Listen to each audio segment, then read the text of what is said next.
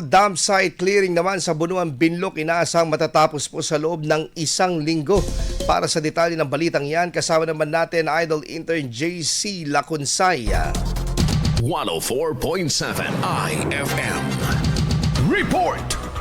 Patuloy ang clearing operation sa mini dump site ng Bunuan Binlok na kung saan mahigit 200 trucks na ng basura ang naalis upang tuluyang maisara ang naturang dump site. Ayon sa Waste Management Division kung saan inaasahang abot pa ng halos 1 linggo bago tuluyang matapos ang paglilinis. Kasabay nito, magsasagawa ang Waste Management Division katuwang ang kanilang consultant ng segregation training para sa mga waste segregators at collectors bilang bahagi ng pagpapalakas ng solid waste management sa lugar. Samantala, nagsimula na rin ang pagpupulong ng Barangay Council upang pag-usapan ang mga susunod na hakbang para sa mga kabayan kaugnay ng wastong pamamahala ng basura.